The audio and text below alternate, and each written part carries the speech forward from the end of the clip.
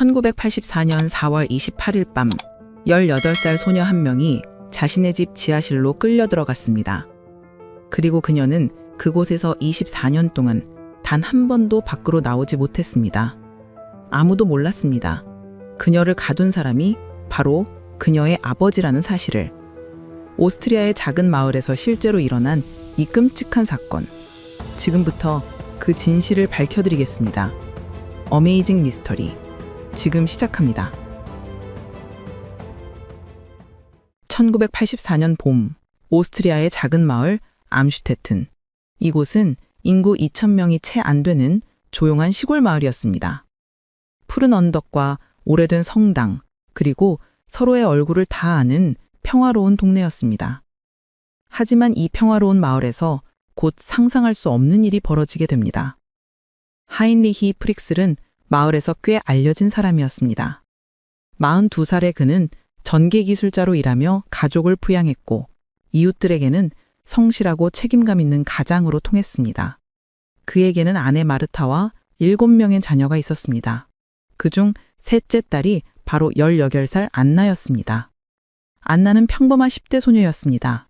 긴 갈색 머리에 수줍은 미소를 가진 그녀는 호텔 웨이트리스 교육을 받고 있었습니다. 친구들과 어울리길 좋아했고 때로는 늦게 귀가하기도 했습니다. 1984년 당시 10대들이 그랬듯이 말입니다. 하지만 하이니히는 달랐습니다. 그는 딸의 외출을 극도로 싫어했습니다. 특히 안나가 친구들과 어울리거나 남자아이들과 이야기하는 것을 견디지 못했습니다. 그는 종종 안나를 불러세워 큰 소리로 꾸리졌고 때로는 손찌검도 서슴지 않았습니다. 너는 이 집의 수치다. 밤마다 어디를 쏘다니는 거냐? 하이니히의 목소리는 집안을 가득 채웠습니다. 다른 가족들은 그저 고개를 숙인 채 숨을 죽였습니다. 아무도 그에게 대들 수 없었습니다. 그해 봄, 갈등은 점점 심해졌습니다. 안나는 아버지의 통제에서 벗어나고 싶었습니다. 그녀는 친구 집에서 자고 오는 날이 많아졌고 집에 돌아와도 아버지와 거의 말을 섞지 않았습니다. 하이니히는 이런 딸의 모습에 분노했습니다. 그리고 1984년 4월 28일 밤, 그날이 왔습니다. 저녁 9시쯤이었습니다. 안나는 친구 모임에서 돌아와 현관문을 열었습니다. 거실에는 하인리히가 혼자 앉아 있었습니다. 텔레비전은 꺼져 있었고 방 안은 이상할 정도로 조용했습니다. 안나, 이리 와봐. 아버지의 목소리는 평소와 달리 차분했습니다. 안나는 가방을 내려놓고 아버지 앞으로 다가갔습니다. 지하실에 짐이 좀 있어. 네가 좀 옮겨줘야겠다. 안나는 이상하다고 느꼈습니다. 왜 하필 이 시간에 지하실 짐을 옮기라는 걸까요? 하지만 아버지의 표정이 너무 심각해서 거절할 수가 없었습니다. 지금요? 그래, 지금, 어서. 하이니히는 먼저 일어나 지하실로 향하는 문을 열었습니다. 나무 계단이 어둠 속으로 이어졌습니다. 안나는 뒤따라 내려갔습니다. 계단을 내려갈수록 공기는 차가워졌고 곰팡이 냄새가 코를 찔렀습니다. 지하실은 집의 기초 아래 만들어진 공간이었습니다.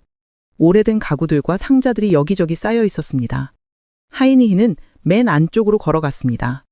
그리고 벽에 기대어 있던 낡은 책장을 옆으로 밀었습니다. 그 뒤에 철문이 있었습니다. 안나는 그 순간 이상한 예감이 들었습니다. 그녀는 이 집에서 18년을 살았지만 그런 문이 있는지 한 번도 본 적이 없었습니다. 저게 뭐예요? 하이니히는 대답하지 않았습니다. 그는 주머니에서 열쇠를 꺼내 철문을 열었습니다. 삐걱거리는 소리와 함께 문이 열렸고 그 안은 깊은 어둠뿐이었습니다. 들어가. 왜요? 저기 뭐가 있는데요? 들어가라고 했어. 하이니히의 목소리가 갑자기 커졌습니다. 그는 안나의 팔을 거칠게 잡아당겼습니다. 안나는 비명을 지르려 했지만 아버지의 손이 재빨리 그녀의 입을 막았습니다. 조용히 해. 소리 지르면 더 고통스러워질 거야. 안나는 발버둥을 쳤지만 52세 남자의 힘을 18살 소녀가 당해낼 수는 없었습니다. 하이니히는 딸을 철문 안으로 밀어넣었습니다. 안나는 차가운 바닥에 넘어졌고 뒤에서 철문이 쾅 하고 닫히는 소리가 들렸습니다. 자물쇠가 채워지는 소리, 그리고 발자국 소리가 점점 멀어졌습니다. 칠흑한 어둠 속에서 안나는 숨을 헐떡거렸습니다.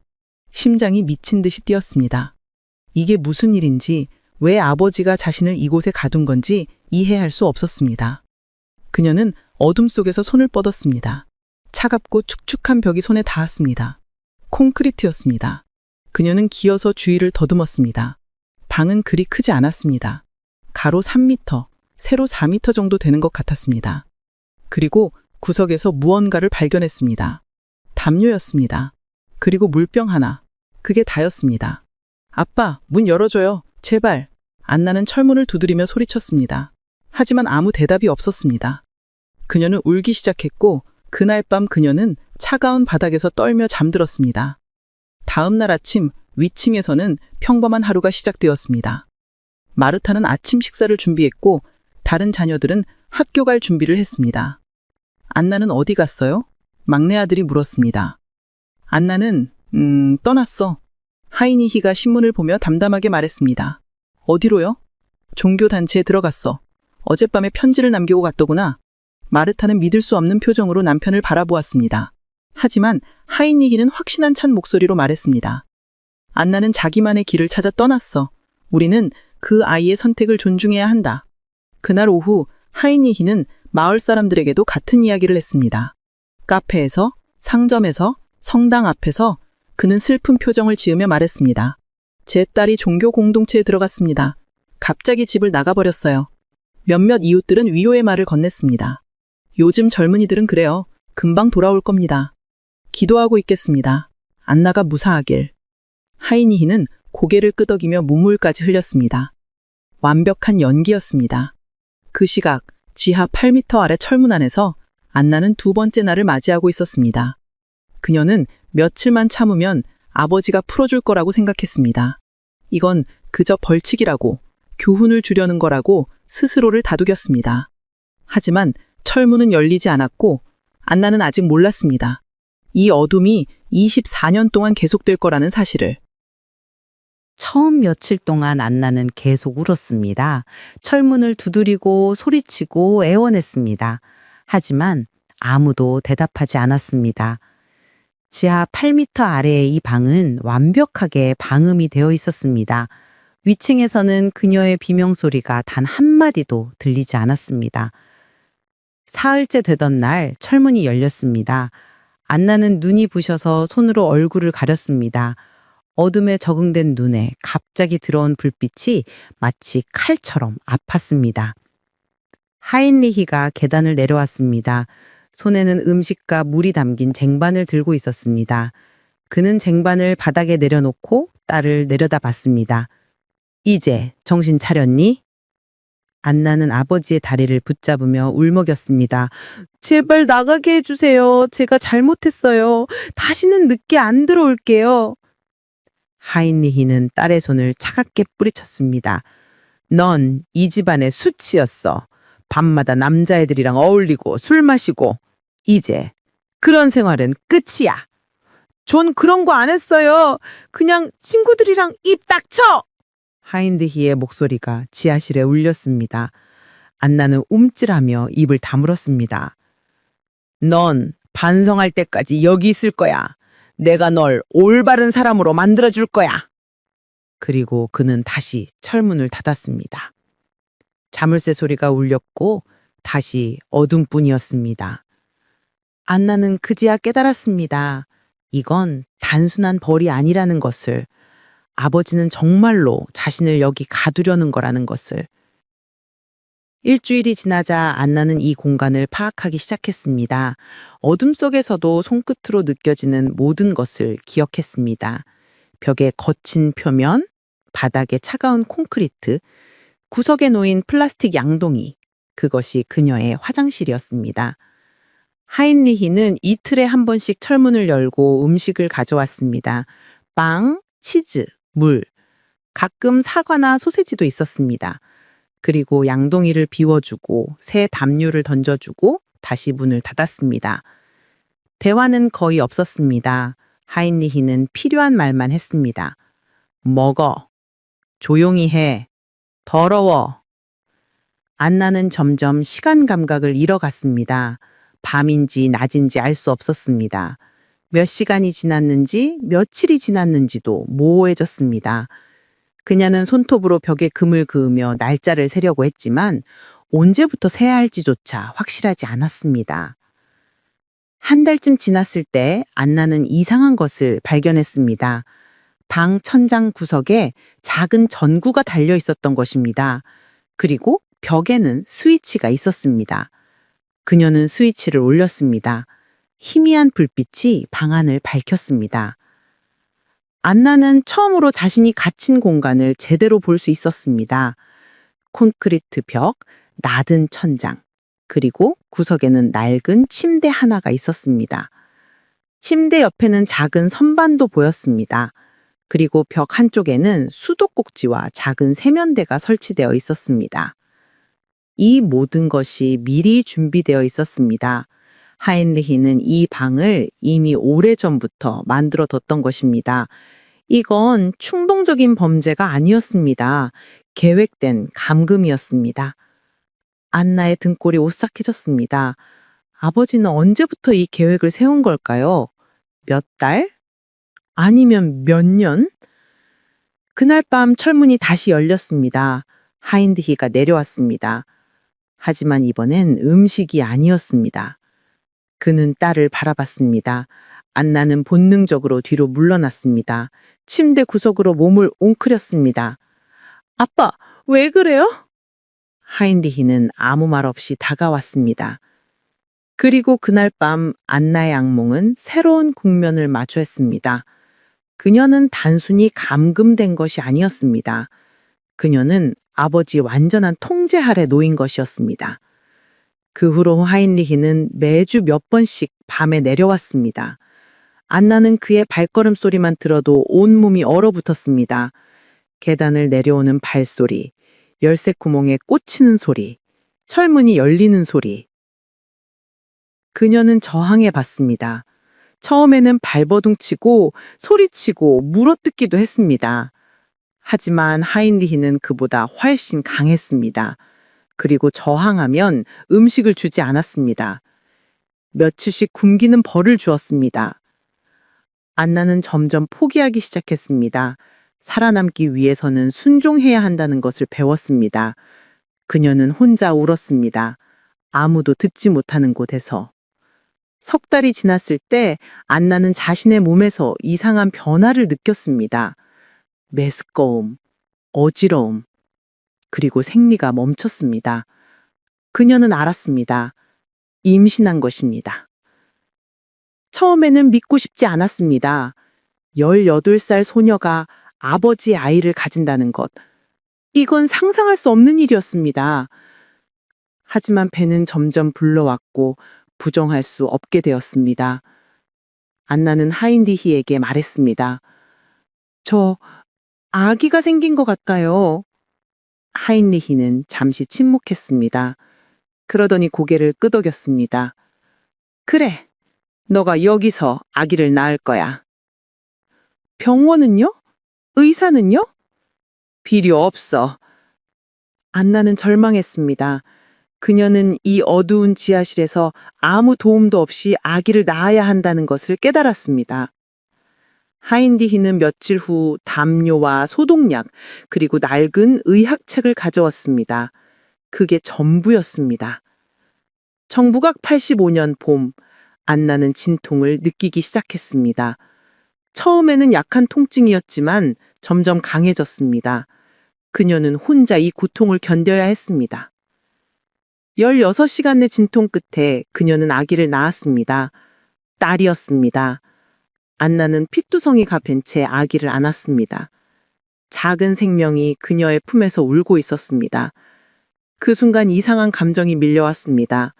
이 아기는 끔찍한 상황에서 태어났지만 그럼에도 불구하고 그녀의 딸이었습니다.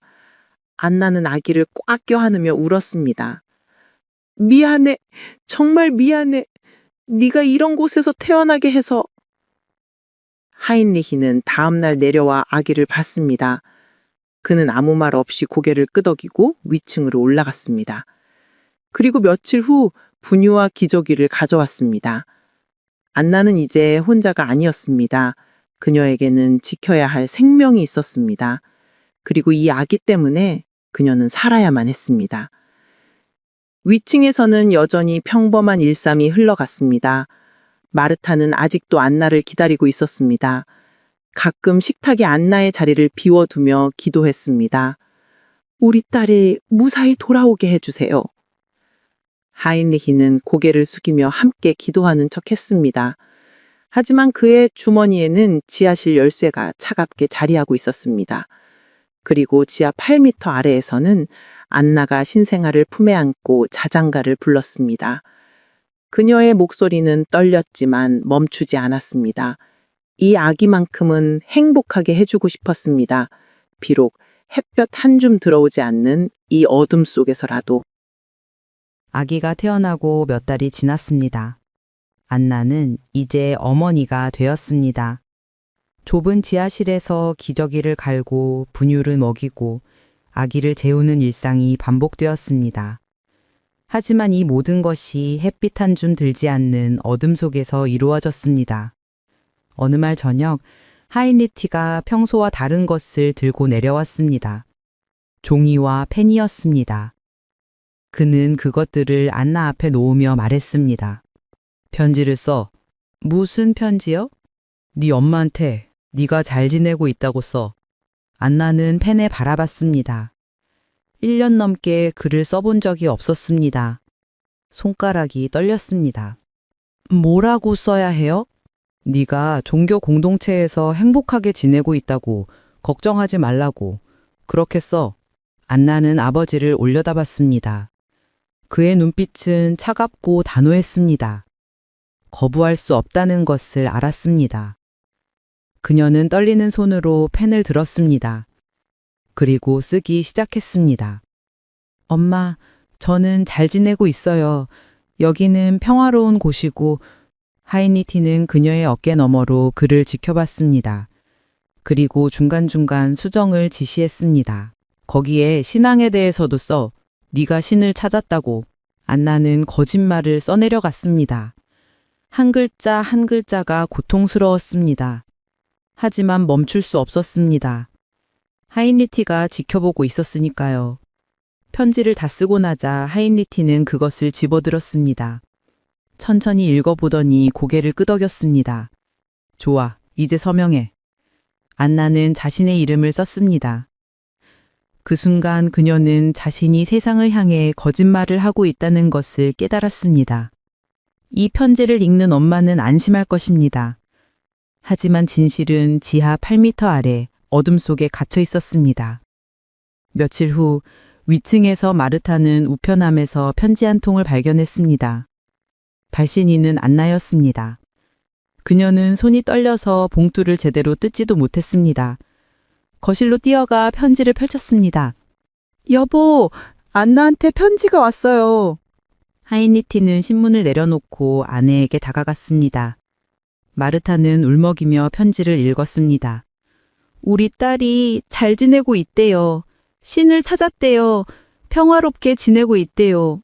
그것 봐. 내가 뭐라고 했어. 안나는 자기 길을 찾은 거야. 마르타는 편지를 가슴에 꼭 안았습니다. 눈물이 흘러내렸습니다. 하지만 그것은 슬픔의 눈물이 아니라 안도의 눈물이었습니다. 딸이 살아있고 건강하고 행복하다고 믿었기 때문입니다. 하이니티는 아내의 어깨를 토닥였습니다. 그의 얼굴에는 미소까지 떠올랐습니다. 이제 걱정 그만해. 안나는 어른이 됐어. 자기 인생을 살고 있는 거야. 마을 사람들도 편지 소식을 들었습니다. 카페에서, 성당에서 사람들은 이야기를 나눴습니다. 안나가 종교 공동체에서 편지를 보냈대요. 다행이네요. 부모님이 얼마나 걱정하셨는데. 요즘 젊은이들은 다들 그래요. 자기만의 길을 찾아 떠나죠. 하이니티는 이런 이야기를 들을 때마다 고개를 끄덕이며 연기를 계속했습니다. 때로는 눈물까지 흘렸습니다. 제 딸이 그립긴 하지만 그 아이가 행복하다니 다행입니다. 완벽한 거짓말이었습니다. 그리고 모두가 그것을 믿었습니다. 그 후로도 편지는 계속되었습니다. 1년에 서너 번씩 하이니티는 안나에게 편지를 쓰게 했습니다. 생일 때, 크리스마스 때, 어머니 날 때, 안나는 매번 거짓말을 써야 했습니다. 저는 건강합니다. 여기 사람들은 모두 친절합니다. 엄마, 걱정하지 마세요. 하지만 진실은 달랐습니다. 안나는 팔백해졌고 몸무게가 줄어들었습니다. 햇빛을 보지 못한 지 2년이 넘어가자 피부는 창백해졌고 머리카락은 윤기를 잃었습니다. 그녀는 20살이 되었지만 이미 늙어 보였습니다. 그리고 또 다른 임신이 시작되었습니다. 하인리티는 여전히 밤마다 내려왔습니다. 안나는 저항할 힘도 없었습니다. 그녀는 그저 눈을 감고 끝나기만을 기다렸습니다. 1986년 겨울, 안나는 두 번째 아이를 낳았습니다. 이번에는 아들이었습니다. 출산은 더욱 고통스러웠습니다. 의사도 없고 약도 없고 도와줄 사람도 없었습니다. 안나는 혼자서 이 모든 것을 견뎌야 했습니다. 아기가 태어났을 때 그녀는 기진맥진해서 움직일 수조차 없었습니다. 하지만 아기는 울고 있었고 그녀는 일어나야 했습니다. 첫째 딸도 옆에서 엄마를 기다리고 있었습니다. 안나는 두 아기를 품에 안았습니다. 좁은 지하실은 이제 3명의 공간이 되었습니다. 공기는 더 탁해졌고 공간은 더 좁아졌습니다. 하지만 안나는 포기할 수 없었습니다. 이 아이들 때문에 살아야 했습니다. 위층에서 마르타는 또 다른 편지를 받았습니다. 이번에도 안나의 필체였습니다. 엄마, 저는 여전히 잘 지내고 있어요. 여기서 많은 것을 배우고 있어요. 엄마도 건강하시죠? 마르타는 편지를 읽으며 미소 지었습니다. 딸이 잘 지내고 있다는 것에 안심했습니다. 하지만 그녀는 몰랐습니다.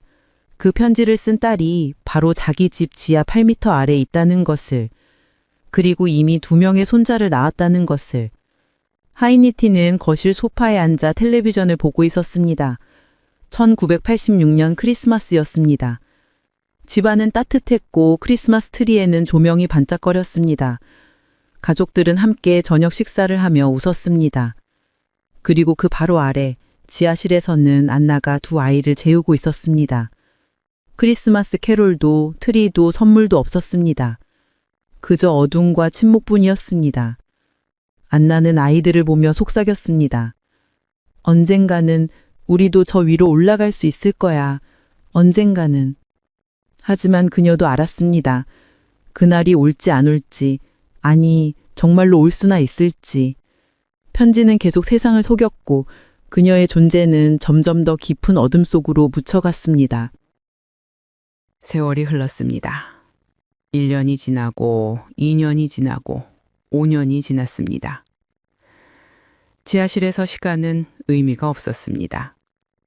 안나에게 시간은 그저 아이들의 성장으로만 측정되었습니다. 첫째 딸이 걷기 시작했을 때, 둘째 아들이 말을 배웠을 때, 그것이 그녀의 달력이었습니다. 1988년, 안나는 세 번째 아이를 낳았습니다. 또 아들이었습니다. 출산은 이제 익숙해졌지만 고통은 여전했습니다. 그녀는 입술을 깨물며 비명을 참았습니다. 아이들이 무서워할까봐. 지하실은 이제 4명의 공간이 되었습니다. 좁았습니다. 너무 좁았습니다. 아이들은 뛰어놀 공간도 없었습니다. 그저 침대 위에서 바닥에 앉아서 서로 부딪히며 자랐습니다. 안나는 아이들에게 글을 가르쳤습니다. 하인리히가 가져다 준 낡은 책들로 공부를 시켰습니다. 아이들은 창문 밖 세상을 본 적이 없었지만 책 속의 세상을 상상했습니다. 엄마, 하늘은 정말 파란색이에요? 첫째 딸이 물었습니다. 그녀는 이제 5살이었습니다. 그래, 아주 예쁜 파란색이야. 나도 보고 싶어요. 안나는 딸을 꽉 껴안았습니다. 대답할 수 없었습니다. 언제 하늘을 보여줄 수 있을지 그녀도 몰랐으니까요. 1989년 어느 날 하인리히가 이상한 제안을 했습니다. 그는 세 번째 아이를 안아들며 말했습니다. 이 아이는 위층으로 데려갈 거야. 뭐라고요? 위층에 두고 키울 거야.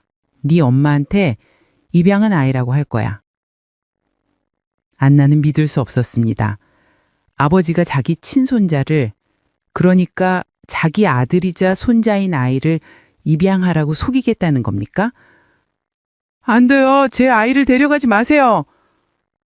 하지만 하인리히는 이미 아기를 안고 계단을 올라가고 있었습니다. 철문이 닫혔고 안나는 바닥에 주저앉아 울었습니다. 첫째와 둘째도 엄마 옆에서 함께 울었습니다. 위층에서 마르타는 갑자기 나타난 아기를 보고 놀랐습니다. 여보, 이 아이는 누구예요? 친척이 맡긴 아이야. 사정이 있어서 우리가 좀 키워줘야 해. 하지만 갑자기 괜찮아. 우리 집에 아이가 하나 더 늘어나면 좋잖아. 마르타는 아기를 안아들었습니다. 작고 연약한 생명이었습니다. 그녀는 이 아이가 바로 지하실에서 태어난 안나의 아이라는 것을 꿈에도 몰랐습니다. 지하실에서 안나는 빈자리를 바라보고 있었습니다. 아이가 사라진 자리. 그녀는 위층에서 들려오는 아기 울음소리를 들었습니다. 천정 너머로 희미하게 들리는 소리. 그녀의 가슴이 찢어지는 것 같았습니다. 하지만 이것이 끝이 아니었습니다. 1990년 안나는 네 번째 아이를 낳았습니다. 딸이었습니다. 1992년에는 다섯 번째 아이가 태어났습니다. 또 딸이었습니다. 하인리히는 이 두 아이도 위층으로 데려갔습니다. 안나는 저항했습니다. 울부짖었습니다. 하지만 소용없었습니다. 그녀에게는 선택권이 없었습니다. 아이들은 하나씩 그녀의 품에서 떠나갔습니다. 1994년 여섯 번째 아이가 태어났습니다. 아들이었습니다. 하인리히는 이 아이는 지하실에 두기로 했습니다. 이유는 아무도 몰랐습니다. 그는 그저 자기 마음대로 결정했습니다. 안나는 이제 세 명의 아이와 함께 지하실에 살았습니다. 첫째 딸, 둘째 아들, 그리고 막내 아들. 나머지 세 명은 위층에서 자랐습니다. 같은 집, 다른 세상. 위층 아이들은 학교에 다녔습니다. 친구들을 사귀었습니다. 햇볕 아래서 뛰어놀았습니다. 하지만 그들은 몰랐습니다. 자기들의 진짜 엄마가 바로 아래층에 갇혀 있다는 것을, 그리고 자기들에게 형제자매가 3명 더 있다는 것을. 지하실 아이들은 달랐습니다. 그들은 태어날 때부터 어둠 속에서 자랐습니다. 하늘을 본 적이 없고 풀을 만져본 적도 없었습니다.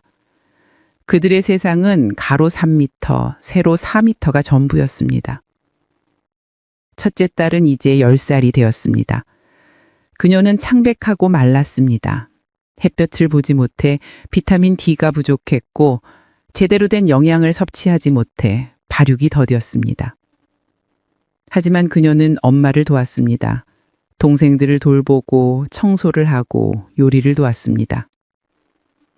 둘째 아들은 8살이었습니다. 그는 태어날 때부터 이곳에 있었기 때문에 다른 세상을 상상할 수도 없었습니다. 그에게는 이 지하실이 우주의 전부였습니다. 엄마, 위에는 뭐가 있어요? 사람들이 살아. 네 할머니도 계시고. 왜 우리는 여기 있어요? 안나는 대답할 수 없었습니다. 어떻게 설명할 수 있을까요? 아빠가 우릴 가뒀다고? 우리는 아빠의 죄수라고? 8살 아이에게 할 수 있는 말이 아니었습니다. 하인리히는 아이들에게 거짓말을 했습니다. 그는 지하실로 내려올 때마다 아이들에게 말했습니다. 위층에는 독가스가 있어. 나가면 죽어. 여기가 안전한 거야. 아이들은 그 말을 믿었습니다. 그들은 위층이 무서운 곳이라고 생각했고, 그래서 철문이 열려도 나가려고 하지 않았습니다. 안나는 이 거짓말이 아이들을 더 깊은 감옥에 가두고 있다는 것을 알았지만 어쩔 수 없었습니다. 진실을 말하면 아이들이 더 고통스러울 것 같았습니다. 1996년 안나는 7번째 아이를 낳았습니다. 딸이었습니다. 29살의 안나는 이제 7명의 아이를 낳았습니다. 모두 아버지의 아이였습니다. 이 막내딸은 지하실에 키우기로 했습니다. 이제 지하실에는 안나와 4명의 아이가 살게 되었습니다. 공간은 더욱 좁아졌습니다. 세월은 계속 흘렀습니다. 1997년, 1998년, 1999년. 밀레니엄이 바뀌었습니다. 세상은 컴퓨터 천년 버그를 걱정하고 새로운 세기를 축하했습니다. 하지만 지하실에선 아무것도 변하지 않았습니다. 안나는 이제 33살이었지만 그녀는 50살처럼 보였습니다. 머리카락은 휘어졌고 피부는 창백해며 등은 구부정해졌습니다. 햇볕을 보지 못한 지 16년. 그녀의 몸은 서서히 무너지고 있었습니다. 아이들도 마찬가지였습니다. 첫째 딸은 이제 10살이었지만 키는 10살 아이만 했습니다. 둘째 아들은 천식이 생겼습니다. 환기가 제대로 되지 않는 지하실에서 숨쉬기가 점점 힘들어졌습니다. 안나는 매일 기도했습니다. 누가 자신들을 구해주기를, 누군가 이 철문을 열어주기를. 하지만 아무도 오지 않았습니다. 세상은 그들이 존재하는 것조차 몰랐습니다. 위층에선 여전히 평범한 삶이 계속되었습니다. 마르타는 7명의 자녀를 키웠습니다. 3명은 입양하라고 믿었습니다. 하인리히는 매일 아침 출근했고 저녁 케네디전을 보았습니다. 그리고 밤이 되면 주머니에서 열쇠를 꺼내 지하실로 내려갔습니다. 침묵의 세월이었습니다. 비명도 도움의 요청도 세상에 닿지 않았습니다. 그저 시간만 흘 뿐이었습니다. 같은 집, 같은 피를 나눈 형제자매들. 하지만 그들은 서로의 존재조차 몰랐습니다. 위층에서 자란 새 아이와 지하실에서 자란 4아이. 천장 하나를 사이에 두고 완전히 다른 세상을 살았습니다. 위층의 새 아이는 학교에서 돌아오면 거실에서 숙제를 했습니다. 텔레비전에서는 만화가 나왔고 부엌에서는 할머니가 저녁을 준비하는 냄새가 났습니다. 그들에게는 평범한 일상이었습니다. 셋째 아들은 2000년에 11살이었습니다. 그는 축구를 좋아했고 친구들과 자주 어울렸습니다. 학교 성적도 괜찮았습니다. 넷째 딸과 다섯째 딸도 각각 8살, 5살이었습니다. 그들은 웃고 떠들고 뛰어놀았습니다. 마르타는 이 세 아이를 친척의 아이라고 믿었습니다. 하이니히가 그렇게 말했으니까요. 그녀는 정성껏 아이들을 돌봤습니다. 학교에 보내고 옷을 사주고 생일 파티도 열어줬습니다. 하지만 바로 그 아래 지하 8m에서는 전혀 다른 삶이 펼쳐지고 있었습니다. 첫째 딸은 이제 16살이었습니다. 하지만 그녀는 학교에 다녀본 적이 없었습니다. 친구도 없었습니다. 그녀가 아는 사람은 엄마와 동생들, 그리고 가끔 내려오는 아버지뿐이었습니다. 그녀는 창박했습니다. 피부는 거의 투명할 정도로 하얘서 혈관이 비쳐 보였습니다. 머리카락은 가늘고 윤기가 없었습니다. 키는 12살 아이 정도밖에 되지 않았습니다. 햇빛을 보지 못한 16년의 결과였습니다. 둘째 아들은 14살이었습니다. 그는 태어날 때부터 지하실에 있었기 때문에 하늘이 무엇인지 바람이 무엇인지 알지 못했습니다.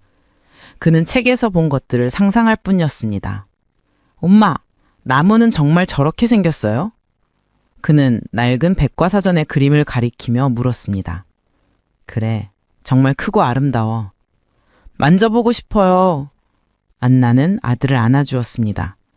하지만 대답할 수 없었습니다. 언제 나무를 만져볼 수 있을지. 여섯째 아들은 6살이었습니다. 그리고 막내딸은 4살이었습니다. 이 두 아이는 태어나서 지금까지 철문 밖을 한 번도 나가본 적이 없었습니다. 이 좁은 방이 그들의 우주였습니다. 하이니히는 지하실 아이들에게 계속 거짓말을 했습니다. 그는 철문을 열고 들어올 때마다 말했습니다. 밖에는 독가스가 있어. 나가면 죽는다. 할아버지, 정말이에요? 막내딸이 물었습니다. 그녀는 하인리히를 할아버지라고 불렀습니다. 아버지라는 것을 몰랐습니다. 그래, 정말이야. 그러니까 절대 나가려고 하면 안 돼. 아이들은 고개를 끄덕였습니다. 그들은 그 말을 믿었습니다. 다른 선택의 여지가 없었습니다. 안나는 이런 장면을 볼 때마다 가슴이 찢어졌습니다. 아이들이 진실을 모른 채 거짓말 속에서 자라고 있었습니다. 하지만 그녀도 어쩔 수 없었습니다. 진실을 말하면 아이들이 더 고통스러울 것 같았습니다. 어느 날 위층에서 소란이 들렸습니다. 생일 파티였습니다. 넷째 딸의 9번째 생일이었습니다. 아이들의 웃음소리, 케이크 촛불을 부는 소리, 생일 축하 노래. 지하실에 내 아이는 천장을 올려다봤습니다. 희미하게 들려는 소리. 그들은 그게 무슨 소리인지 궁금해했습니다. 저게 뭐예요, 엄마? 위층에서 하는 파티야. 파티가 뭐예요? 사람들이 모여서 즐겁게 노는 거야. 우리도 할 수 있어요? 안나는 대답할 수 없었습니다. 그녀는 그저 아이를 안아줄 뿐이었습니다. 같은 시각, 위층에서는 넷째 딸이 선물을 열고 있었습니다. 새 인형, 예쁜 옷, 색연필 세트. 아이는 기쁨에 찬 얼굴로 웃었습니다. 할머니 마르타는 손녀를 보며 흐뭇하게 미소 지었습니다. 그녀는 몰랐습니다. 바로 아래층에 손녀가 3명이나 더 있다는 것을. 그리고 그 아이들은 생일 파티는커녕 햇빛 한번 보지 못하고 살고 있다는 것을. 2002년 위층의 셋째 아들은 중학교에 입학했습니다. 그는 새 교복을 입고 신이 나서 학교에 갔습니다. 친구들을 사귀고 선생님들에게 인사하고 축구부에 가입했습니다. 같은 해 지하실의 첫째 딸은 18살이 되었습니다. 성인이 되는 나이였습니다. 하지만 그녀에게는 아무 의미가 없었습니다. 그녀는 여전히 지하실에 갇혀 있었고 세상은 그녀의 존재를 몰랐습니다.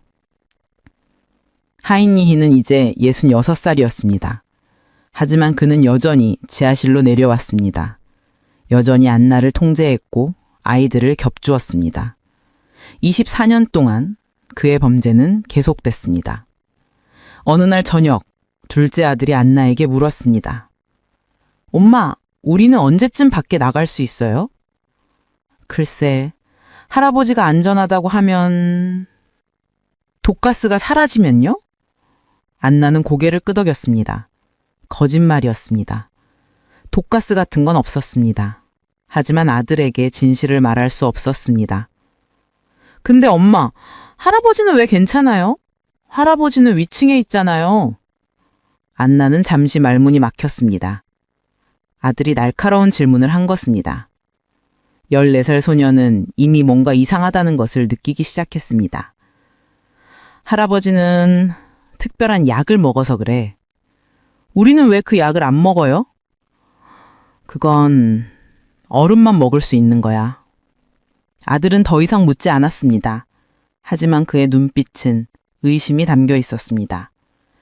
시간이 지나며 지하실 아이들은 점점 더 약해졌습니다. 환기가 제대로 되지 않아 공기는 탁했고 습도가 높아 곰팡이가 벽에 피어났습니다. 둘째 아들의 천식은 더 심해졌고 막내딸은 자주 열이 났습니다. 안나는 하인리에게 애원했습니다. 아이들이 아파요. 병원에 데려가 주세요. 안 돼. 병원에 가면 다 들통나. 그럼 적어도 약이라도. 네가 알아서 해. 하인리히는 차갑게 말하고 철문을 닫았습니다. 안나는 무력했습니다. 그녀에게는 아무 권한도 없었습니다. 아이들을 치료할 수도 밖으로 데려갈 수도 없었습니다. 그녀는 그저 아이들을 안아주고 물수건으로 열을 식혀주는 것밖에 할 수 없었습니다. 2005년 첫째 딸이 21살이 되었을 때 그녀는 엄마에게 말했습니다. 엄마, 저는 알아요. 뭘? 독가스 같은 건 없다는 거. 할아버지가 거짓말하고 있다는 거. 안나는 딸을 바라봤습니다. 이제 어른이 된 딸. 21년 동안 지하실에서 자란 딸. 넌 언제부터 알았니? 오래전부터요. 하지만 동생들 때문에 말 안 했어요. 안나는 딸을 꽉 안아줬습니다. 두 사람은 한참 동안 울었습니다. 진실을 아는 고통, 하지만 어쩔 수 없는 무력함. 위층과 지하실, 같은 집에 사는 7명의 형제자매들. 하지만 그들은 영원히 만날 수 없는 두 세계에 살고 있었습니다. 그리고 시간은 계속 흘러갔습니다. 2003년 가을, 첫째 딸에게 이상한 증상이 나타났습니다. 처음에는 가벼운 두통이었습니다. 그녀는 괜찮아요, 엄마 라고 말하며 참았습니다. 하지만 며칠 후 열이 오르기 시작했습니다. 안나는 딸의 이마에 손을 얹었습니다. 뜨거웠습니다. 물수건으로 열을 식히려 했지만 소용없었습니다. 열은 계속 올랐습니다. 엄마, 눈이 잘 안 보여요. 첫째 딸이 눈을 비비며 말했습니다. 안나는 깜짝 놀랐습니다. 시력까지 문제가 생긴 것입니다. 얼마나 안 보이니? 뿌옇게 보여요. 엄마 얼굴도 잘 안 보여요. 안나는 공포를 느꼈습니다. 이건 단순한 감기가 아니었습니다. 뭔가 심각한 문제였습니다. 하지만 그녀에게는 아무것도 할 수 없었습니다. 약도 없고 병원도 갈 수 없었습니다. 이틀이 지나자 첫째 딸은 일어나지도 못했습니다. 침대에 누워 헐떡이며 숨을 쉬었습니다. 얼굴은 창백했고 입술은 바짝 말랐습니다. 동생들은 무서운 표정으로 언니를 바라봤습니다. 언니 괜찮아요? 막내딸이 작은 손으로 언니의 손을 잡았습니다. 하지만 첫째 딸은 대답할 힘도 없었습니다. 안나는 결심했습니다. 이대로는 딸이 죽을 것 같았습니다. 그녀는 철문을 두드렸습니다. 주먹으로 쿵쿵 쳤습니다. 아빠 좀 내려와 주세요. 한참 후에 철문이 열렸습니다. 하이니는 짜증난 표정으로 내려왔습니다. 왜 이렇게 시끄럽게 굴어?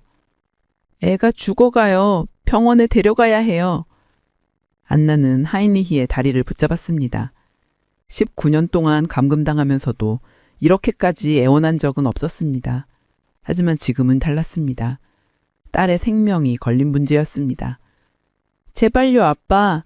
이 아이만은 살려주세요. 제발. 하이니히는 침대에 누워있는 딸을 봤습니다. 아이는 의식이 희미했습니다. 호흡도 약했습니다. 그는 잠시 망설였습니다. 만약 아이를 병원에 데려가면 어떻게 될까? 의사들이 이상하게 생각하지 않을까? 경찰이 조사하지 않을까? 하지만 아이가 죽으면 그것도 문제였습니다. 시체를 어떻게 처리할 것인가? 좋아, 데려가겠어. 안나는 믿을 수 없다는 표정으로 아버지를 봤습니다. 정말로 병원에 데려간다고요? 19년 만에 처음으로? 하지만 조건이 있어. 넌 절대 나가면 안 돼. 애만 데려갈 거야. 그래요, 그렇게 해요. 애만 살려주세요. 하이니히는 딸을 안아들었습니다. 18살 소녀였지만 몸무게는 11살 아이 정도밖에 나가지 않았습니다. 그는 아이를 들고 계단을 올라갔습니다. 엄마, 첫째 딸이 희미한 목소리로 불렀습니다. 안나는 철문 앞으로 달려갔습니다. 괜찮아. 곧 돌아올 거야. 엄마가 여기서 기다릴게. 철문이 닫혔습니다. 안나는 바닥에 주저앉았습니다. 딸이 다시 돌아올까요? 아니면 이대로 영영 사라지는 걸까요? 위층에서 하인리히는 딸을 차에 태웠습니다. 마르타가 놀라서 물었습니다. 여보, 이 여인은 누구예요? 친척 아이야. 갑자기 아파서 병원에 데려가야 해. 어머, 얼마나 아프길래. 내가 같이 갈게요. 아니, 괜찮아. 내가 알아서 할게. 하인리히는 서둘러 차를 몰았습니다. 병원까지는 20분 거리였습니다. 뒷좌석에 누운 딸은 거의 정신을 잃은 상태였습니다. 병원 응급실에 도착했습니다. 의사와 간호사들이 달려왔습니다. 무슨 일이세요? 제 조카입니다. 갑자기 쓰러졌어요. 의사가 아이를 검진했습니다. 체온, 혈압, 맥박, 모든 수치가 비상정이었습니다. 그리고 아이의 피부색, 창백함, 영양 상태 이상했습니다. 이 아이 부모님은 어디 계시죠? 외국에 계십니다. 제가 돌보고 있어요. 이 아이는 언제부터 아팠나요? 나흘 전부터요. 의사가 고개를 갸우뚱했습니다. 뭔가 이상했습니다. 아이의 상태가 나흘 정도로 설명되지 않았습니다. 피부의 창백함, 근육의 약함, 눈의 문제. 이건 훨씬 오래된 문제처럼 보였습니다. 이 아이는 평소에 햇빛을 많이 쬐나요? 네, 그럭저럭요. 비타민 D 수치가 심각하게 낮습니다. 거의 제로에 가깝네요. 하인리히는 당황했습니다. 하지만 태어난 척했습니다. 그래요? 그럼 비타민제를 처방해 주시면 일단 입원을 시켜야겠습니다. 정밀 검사가 필요합니다. 입원이라는 말에 하인리히는 긴장했습니다. 입원을 시키면 더 많은 질문을 받을 것입니다. 그리고 아이도 깨어나면 뭔가 말할 수도 있습니다. 꼭 입원을 해야 하나요? 이 아이는 매우 위험한 상태입니다. 당장 치료하지 않으면 안 됩니다. 하인리히는 어쩔 수 없이 동의했습니다. 아이는 입원실로 옮겨졌고 링거를 맞기 시작했습니다. 의사는 계속 질문을 했습니다. 이 아이 어머니 컨택처를 알려주세요. 보호자 동의가 필요합니다. 지금 연락이 안 됩니다. 외국이라서요. 그럼 최소한 전화번호라도. 하인리히는 적당히 번호를 하나 말했습니다. 물론 가짜였습니다. 간호사가 아이의 팔에 링거 바늘을 찔렀을 때 첫째 딸이 눈을 떴습니다. 희미하게 주변을 둘러보았습니다. 전정이 보였습니다. 하얀 천정, 전등, 그리고 창문으로 들어오는 빛. 햇빛이었습니다. 18년 만에 보는 햇빛이었습니다. 딸은 눈이 부셔서 고개를 돌렸습니다. 그리고 옆에 서 있는 할아버지를 봤습니다. 하인리히는 손가락을 입술에 갖다 댔습니다. 쉬, 조용히 해. 딸은 이해했습니다. 말하면 안 된다는 것을. 하인리히는 안심했습니다. 아이가 협조하는 것 같았습니다. 하지만 그는 몰랐습니다. 이 순간이 24년 감금의 첫 번째 균열이라는 것을. 의사들이 이미 의심하기 시작했다는 것을. 그리고 이 작은 균열이 곧 모든 것을 무너뜨릴 거라는 것을. 지하실에서 안나는 철문 앞에 앉아 기다렸습니다. 손톱을 물뜯으며 기도하며 딸이 설아 돌아오길 간절히 바랬습니다. 동생들도 엄마 옆에 앉아 기다렸습니다. 언니는 괜찮을까요? 그래, 괜찮을 거야, 분명히. 하지만 안나도 확신할 수 없었습니다. 19년 만에 밖으로 나간 그 아이가 무사히 돌아올까요? 아니면 이대로 사라지는 걸까요? 밤이 깊어갔습니다. 그리고 위층에서 발자국 소리가 들렸습니다. 철문이 열렸습니다. 하인리히가 내려왔습니다. 그리고 그의 폼에는 짤이 안겨 있었습니다. 언니! 동생들이 달려왔습니다. 안나는 딸을 안아 들었습니다. 아이는 여전히 약했지만 숨은 쉬고 있었습니다. 살아 있었습니다. 의사가 약을 줬어. 이거 먹이면 나을 거야. 하인리히는 약봉지를 던져주고 다시 계단을 올라갔습니다. 철문이 닫혔습니다. 안나는 딸을 침대에 눕히고 딸의 손을 잡았습니다. 괜찮니? 밖은 어땠니? 첫째 딸은 눈물을 흘렸습니다. 엄마, 햇빛을 봤어요. 정말 따뜻했어요. 두 사람은 한참 동안 울었고 안나는 느꼈습니다. 뭔가 변하기 시작했다고, 균열이 생겼다고, 아주 작지만 분명한 균열이. 며칠 후 하인리히는 다시 병원에 불려갔습니다. 의사가 검사 결과를 설명하겠다고 했습니다. 그는 마지못해 병원으로 향했습니다. 담당 의사는 베렌 박사였습니다. 50대 중반의 경험 많은 의사였습니다. 그는 하인리히를 진료실로 안내했습니다. 앉으시죠. 베렌 박사는 검사 결과지를 펼쳤습니다. 그의 표정은 심각했습니다. 이 아이의 상태가 매우 특이합니다. 무슨 말씀이신지? 비타민 D 수치가 거의 제로입니다.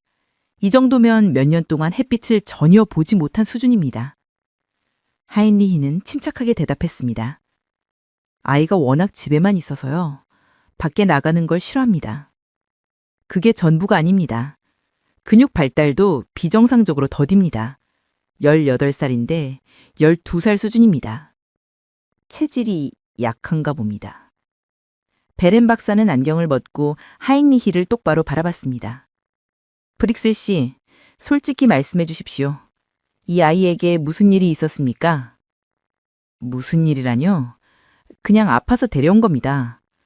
이 아이의 피부 상태, 뼈 밀도, 심지어 치아까지 모두 비정상입니다. 이건 단순히 집에만 있어서 생기는 문제가 아닙니다. 하인리히는 짜증이 났습니다. 이 의사가 너무 캐먹고 있었습니다. 의사 선생님은 병만 치료하면 되는 거 아닙니까? 왜 이렇게 개인사를 캐묻습니까? 아이의 건강과 안전이 걸린 문제입니다. 저는 아동 학대가 의심될 때 보고할 의무가 있습니다. 학대라고요? 말도 안 됩니다. 베렌 박사는 파일을 닫았습니다. 그렇다면 이 아이 어머니를 만나고 싶습니다. 직접 상황을 설명 들어야겠습니다. 지금 외국에 있다고 했지 않습니까? 그럼 전화라도 연결해 주십시오. 아니면 이메일이라도요. 하인리히는 곤란해졌습니다. 어머니라는 사람은 존재하지 않았습니다. 아니, 존재하지만 지하실에 갇혀 있었습니다. 그는 머리를 굴렸습니다. 잠깐만요. 제가 편지가 있습니다. 편지요? 아이 어머니가 보낸 편지요. 제가 아이를 돌봐달라는 내용입니다. 하인리히는 재킷 안주머니를 두졌습니다. 물론 편지 같은 건 없었습니다. 그는 서둘러 말했습니다. 집에 두고 왔네요. 내일 가져오겠습니다. 베렌 박사는 의심스러운 눈으로 그를 봤습니다. 하지만 더 이상 추궁할 수는 없었습니다. 증거가 없었으니까요. 좋습니다. 내일 편지를 가져오시고 어머니 연락처도 함께 주십시오.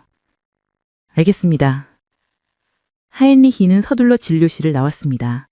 땀이 등을 타고 흘렀습니다. 이 의사가 너무 깊이 파고들고 있었습니다. 뭔가 조치를 취해야 했습니다. 그날 밤 하인리히는 지하실로 내려갔습니다. 안나는 딸을 돌보고 있었습니다. 아이는 약을 먹고 조금 나아진 상태였습니다. 편지를 써. 또요? 그래, 네가 외국에 있다고 딸을 내게 맡겼다고 써. 안나는 이해했습니다. 병원에서 문제가 생긴 것입니다. 그녀는 종이와 펜을 받았습니다. 뭐라고 쓰면 되는데요? 하인리히는 직접 내용을 불러줬습니다. 안나는 그대로 받아 적었습니다. 저는 현재 종교 활동으로 해외에 있습니다. 제 딸을 오빠인 하인리히 프릭슬에게 맡겼습니다. 딸의 건강 문제로 치료를 부탁드립니다. 편지를 다 쓰고 서명을 했습니다.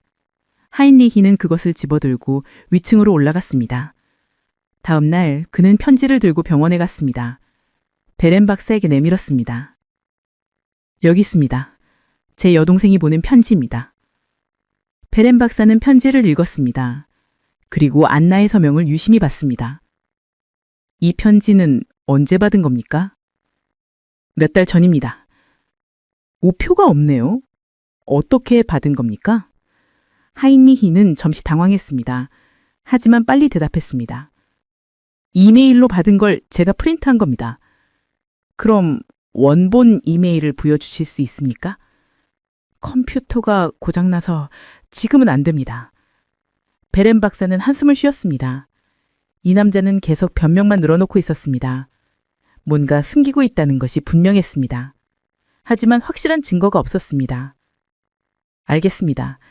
일단 아이는 계속 치료하겠습니다. 하지만 프릭슬 씨, 만약 이 아이에게 무슨 문제가 있다면 언젠가는 밝혀질 겁니다.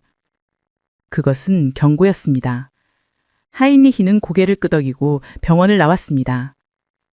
병실에서 첫째 딸은 창문을 바라보고 있었습니다. 햇빛이 들어왔습니다. 따뜻했습니다.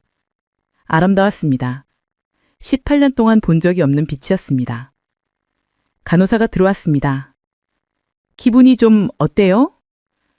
딸은 대답하지 않았습니다. 그저 창문을 바라볼 뿐이었습니다.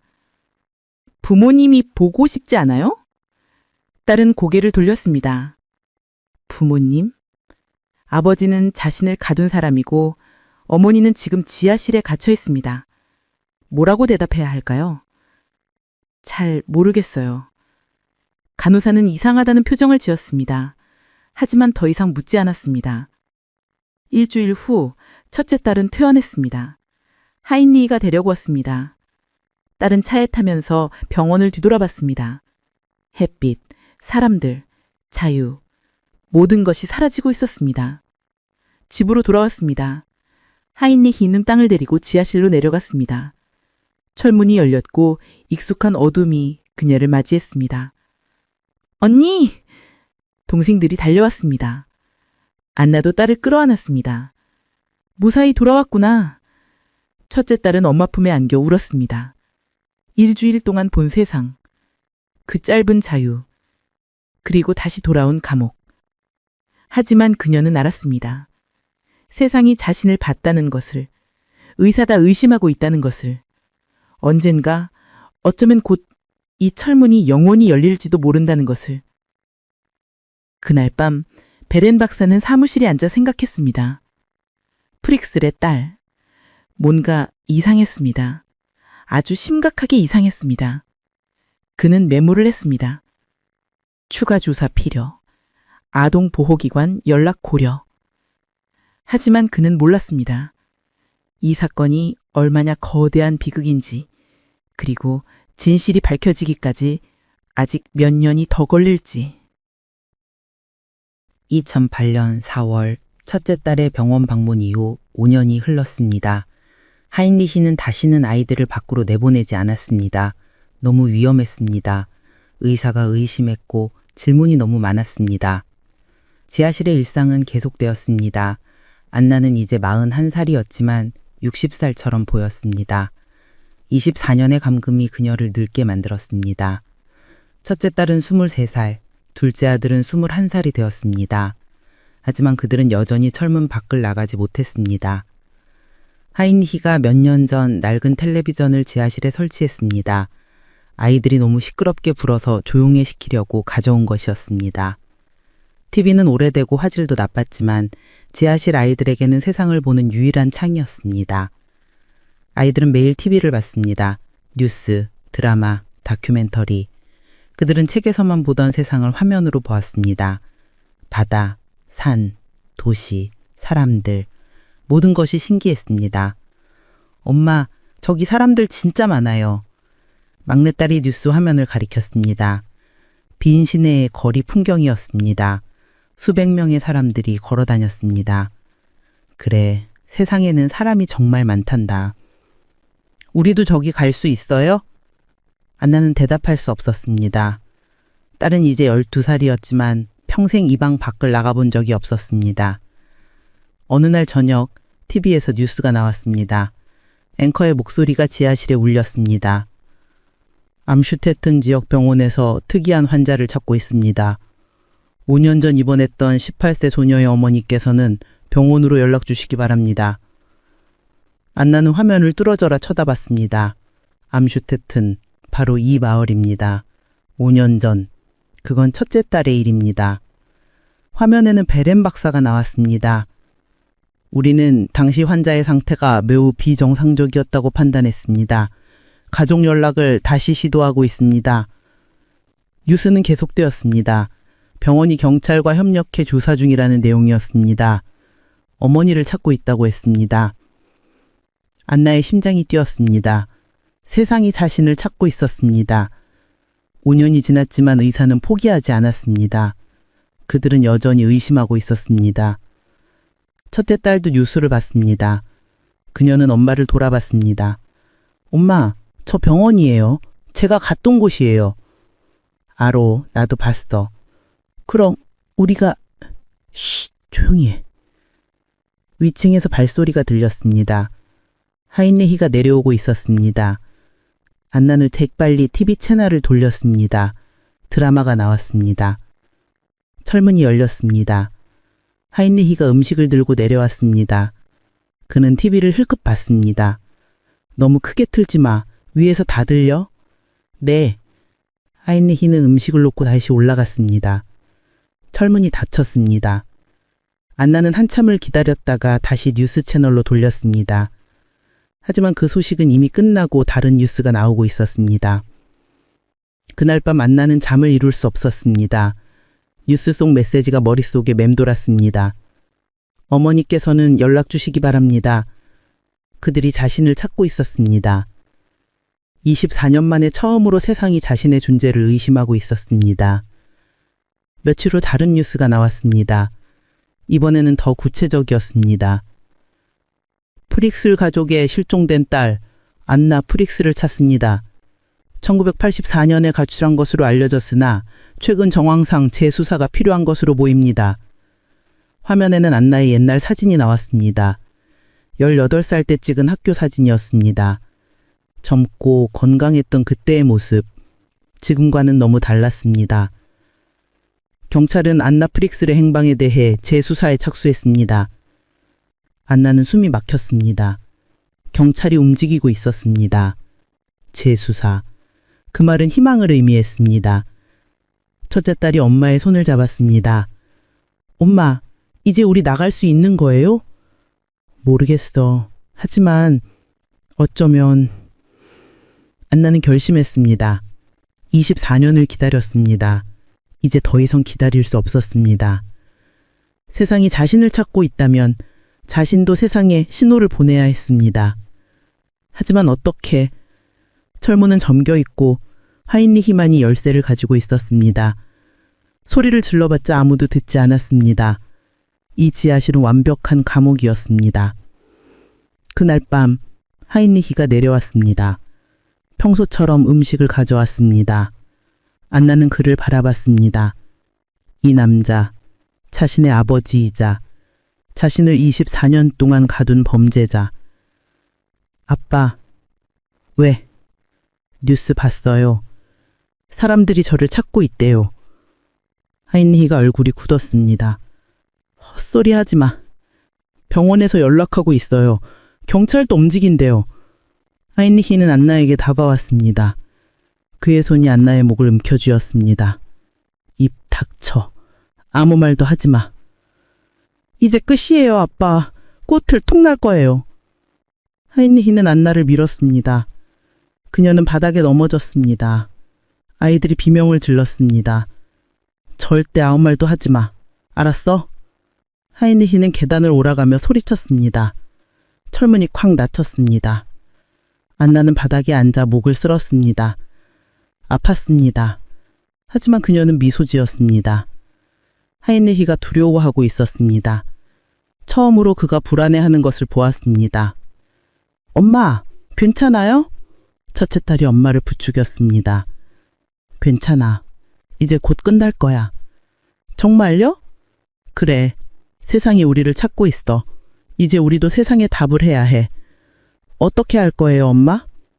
기회를 기다릴 거야. 할아버지가 또 아플 때, 또 누군가 병원에 가야 할 때, 그때 우리가 말하는 거야. 진실을. 무서워요. 나도 무서워. 하지만 이제는 해야 해. 24년이 지났어. 이제 끝낼 때가 됐어. 그날 밤부터 안나는 기회를 기다렸습니다. TV 뉴스를 주시했고 위층의 동태를 살폈습니다. 언젠가 기회가 올 것입니다. 철문이 열리고 세상과 연결될 순간이 24년의 침묵을 깨트릴 준비를 했습니다. 2008년 4월 19일 그날이 왔습니다. 막내딸이 쓰러졌습니다. 12살 소녀는 갑자기 경련을 일으키며 바닥에 넘어졌습니다. 거품을 물고 눈을 뒤집었습니다. 안나는 비명을 질렀습니다. 애가 죽어가요. 누가 좀 도와주세요. 첫째 딸이 동생을 안았습니다. 하지만 경련은 멈추지 않았습니다. 안나는 철문을 미친 듯이 두드렸습니다. 아빠, 빨리요. 애가 죽어요. 위층에서 하인리히가 달려 내려왔습니다. 철문을 열고 들어온 그는 바닥에 쓰러진 막내를 봤습니다. 아이는 숨을 제대로 쉬지 못하고 있었습니다. 이 애를 병원에 데려가야 해요. 지금 당장. 하인데이는 망설였습니다. 또 병원에 간다는 것, 또 의사들의 질문을 받는다는 것. 하지만 아이는 정말 죽어가고 있었습니다. 좋아, 데려가랬어. 그가 아이를 안아들려고 할 때 안나가 그의 팔을 붙잡았습니다. 저도 갈래요. 안 돼. 제발요. 저도 제 딸이 걱정돼요. 저도 데려가 주세요.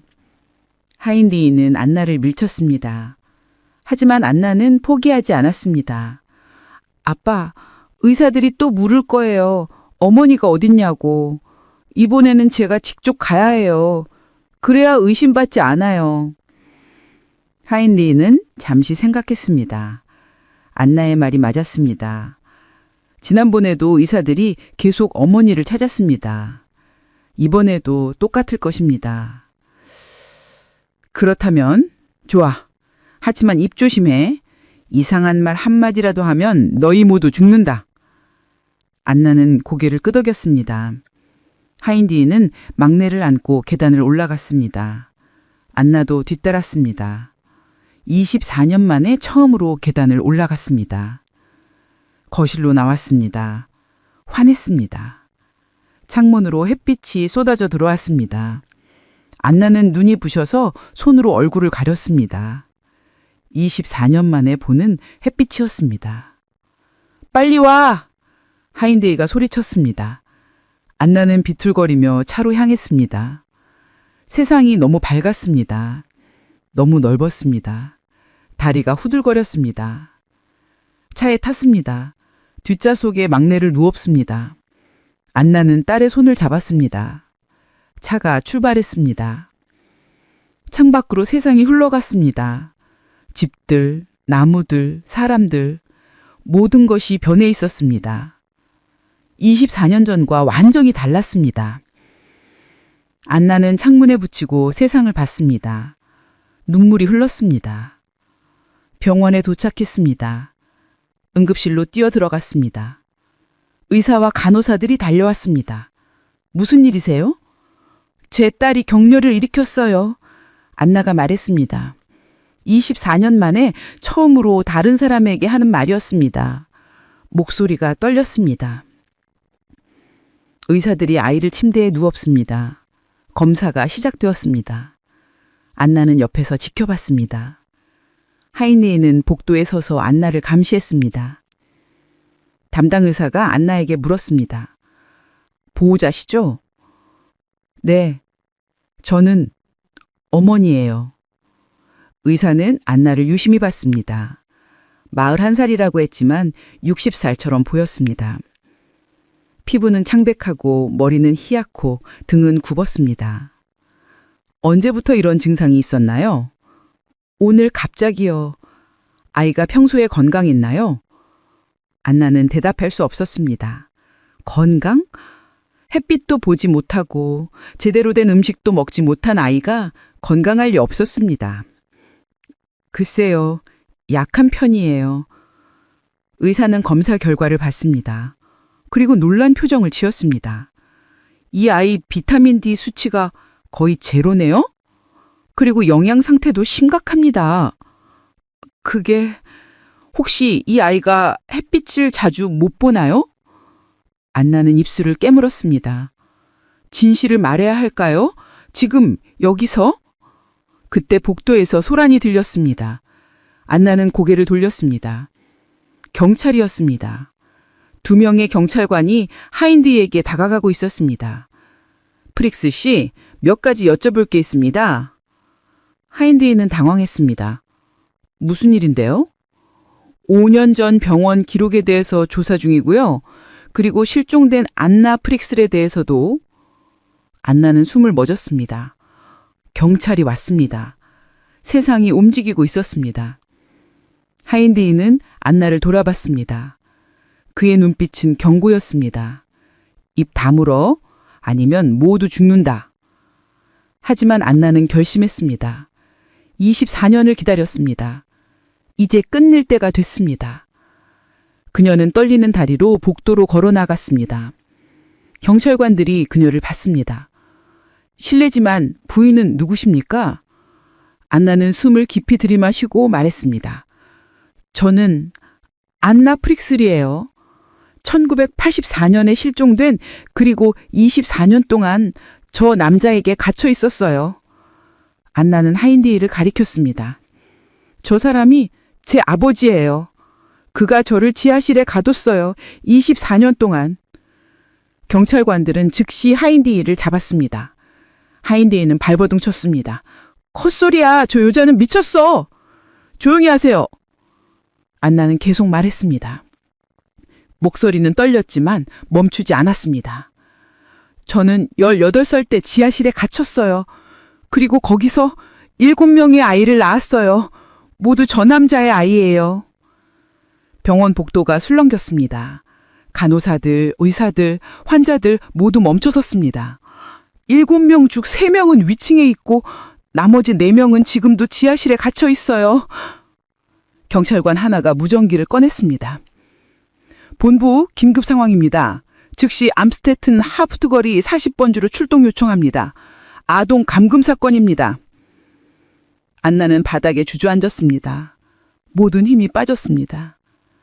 24년 동안 참았던 진실, 이제 세상에 나왔습니다. 경찰관이 안나를 부축했습니다. 괜찮으세요? 병원 치료가 필요하시겠어요? 제 아이들을 구해주세요. 지하실에 3명이 아직... 걱정 마세요. 지금 구조대가 출동했습니다. 하인디는 수갑이 채워졌습니다. 그는 안나를 노려봤습니다. 하지만 이제 그에게는 아무 힘도 없었습니다. 안나는 창밖으로 봤습니다. 햇빛이 쏟아져 들어왔습니다. 따뜻했습니다.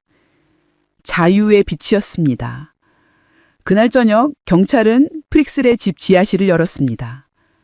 철문 뒤에서 3명의 아이가 나왔습니다. 첫째 딸, 둘째 아들, 여섯째 아들. 그들은 햇빛을 보고 눈을 가렸습니다. 평생 처음 보는 빛이었습니다. 뉴스 속보가 전국에 퍼졌습니다. 24년 동안 지하실에 감금된 여성, 극적으로 구출되었다. 7명의 자녀를 출산해 세상을 충격에 빠뜨렸다. 20세기 최악의 가정 내 범죄 사건이다. 세상은 경악했습니다. 그리고 안나와 그녀의 7명의 아이들은 마침내 자유를 얻었습니다. 24년의 어둠이 끝났습니다. 2009년 3월 재판이 시작되었습니다. 법정은 사람들로 가득 찼습니다. 기자들, 방청객들, 그리고 피해자 가족들. 모두가 이 끔찍한 사건의 결말을 보기 위해 모였습니다. 하인리히 프릭슬은 피고석에 앉아 있었습니다. 72살의 노인이었지만 그의 눈빛은 여전히 차갑고 무감정했습니다. 그는 범행을 부인했습니다. 저는 제 딸을 보호한 것뿐입니다. 검사는 증거를 제시했습니다. 지하실의 철문, 감금 흔적, 의료 기록, 그리고 안나와 아이들의 증언. 모든 것이 그의 범죄를 입증했습니다. 안나는 증인석에 섰습니다. 법정의 모든 시선이 그녀에게 쏠렸습니다. 그녀는 떨리는 목소리로 증언했습니다. 1984년 4월 28일, 저는 아버지에게 지하실로 끌려갔습니다.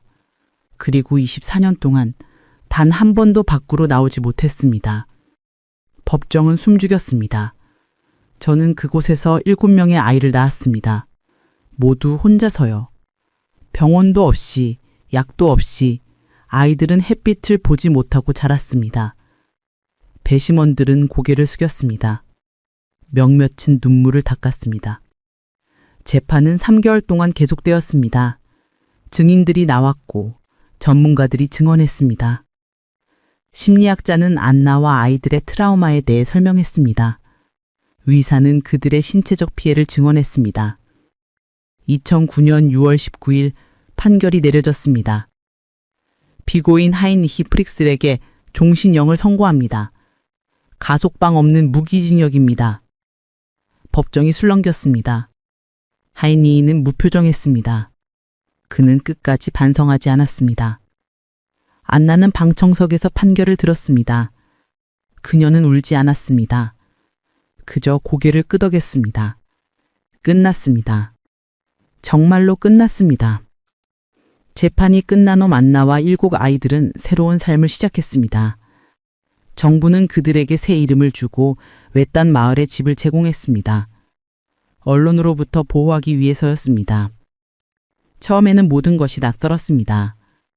안나는 슈퍼마켓에 가는 것조차 무서워했습니다. 너무 많은 사람, 너무 많은 소리, 너무 밝은 빛. 24년 동안 좁은 지하실에서만 살았던 그녀에게 세상은 너무 컸습니다. 아이들도 마찬가지였습니다. 첫째 딸은 24살이었지만 사람들과 눈을 마주치지 못했습니다. 둘째 아들은 자동차 소리만 들어도 움찔했습니다. 여섯째 아들과 막내딸은 하늘이 무서워서 밖으로 나가지 못했습니다. 하지만 천천히, 아주 천천히 그들은 적응해 갔습니다. 안나는 운전을 배웠습니다. 처음에는 핸들을 잡는 것조차 떨렸습니다. 하지만 강사는 인내심을 가지고 가르쳤습니다.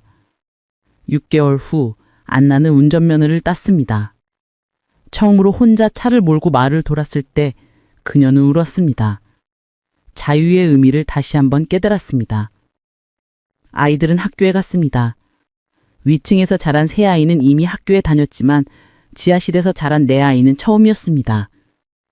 첫째 딸은 성인교육 과정에 등록했습니다. 둘째 아들은 중학교에, 여섯째 아들과 막내딸은 초등학교에 입학했습니다. 선생님들은 특별히 배려해 주었습니다. 아이들이 뒤처지지 않도록 개별 수업을 제공했습니다. 친구들도 생겼습니다. 처음에는 어색했지만 시간이 지나면 아이들은 웃는 법을 배웠습니다. 2010년 봄, 안나는 정원을 가꾸기 시작했습니다. 집 앞에 작은 땅에 꽃을 심었습니다. 튤립, 장미, 해바라기. 흙을 만지고 물을 주고 식물이 자라는 것을 보는 것이 치유가 되었습니다. 엄마, 이 꽃 이름이 뭐예요? 막내딸이 물었습니다. 해바라기야. 해를 따라 고개를 돌린대.